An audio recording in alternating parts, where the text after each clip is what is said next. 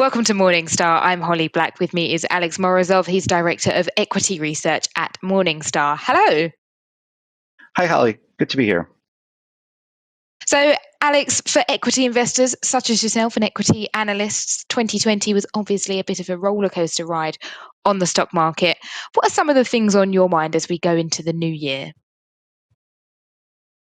Yeah, Holly. So obviously, the epidemic changed a lot of behaviors, changed a lot of habits that a lot of consumers have. So for us as analysts, we need to try to figure out how many of those behavioral changes have a staying power. So looking through the some elements of habit change, new habits that are formed, how many of those new habits will persist once the perhaps vaccine is out and everybody starts feeling safe to go. So what we try to do is we try to assess some of the structural changes that we've seen in the marketplace. For example, things like what we call sunk costs. So some of those costs that have incurred during the pandemic that could change the long-term economic calculus of consumers and firms. So I'll give you an example. A lot of firms have made investments in the working from home capabilities. So how does that from home, how do those working from home trends change once the pandemic is over?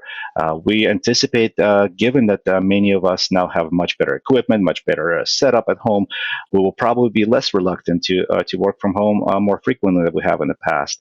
So those are the factors that we have to consider when we're trying to assess our forecast for industries like, for example, real estate. So obviously it's clear that that benefits companies like Zoom and Microsoft over the long term. I think one sector where the outlook is perhaps less clear is travel, and that was really hit hard in 2020. Yeah, and it was hit hard for the right reason. So what our airline analysts, what our travel analysts try to do is try to find a precedent, a historic precedent that perhaps had similar implications or similar changes to consumer behavior. And we don't have to go far back. 9/11 obviously was a game changer for at that point for a lot of folks. A lot of travel was postponed. There was definitely a significant amount of fear.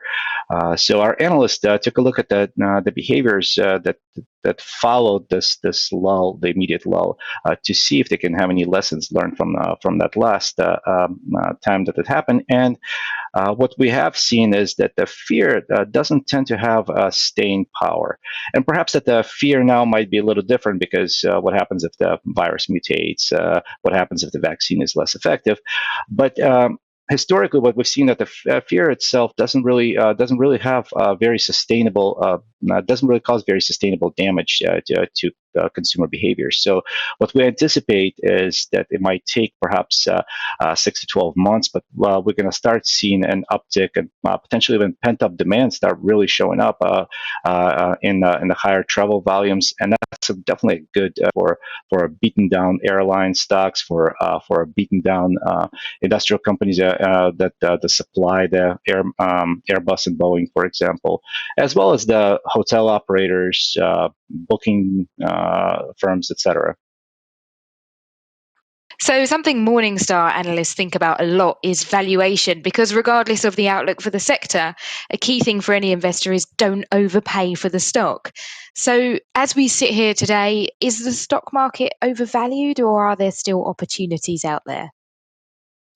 So market reaction tends to kind of zero in on near-term dynamics expectations and perhaps extrapolates them a little bit too far in the future. So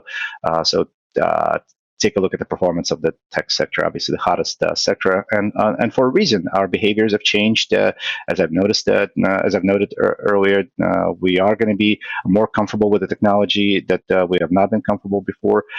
But how much of that was already built into current valuations? Our analysts on the tech team think that the tech sector is definitely overheated. So a lot of the exuberance that we see right now in current fair value estimates for the tech companies. On the flip side, there are a number of sectors that are still fairly unloved. A lot of the companies that kind of stocks that fall into this value category, or sectors that perhaps don't have any immediate catalyst on the horizon are very much unloved by the market, whether it's financial services, energy, industrial, real estate.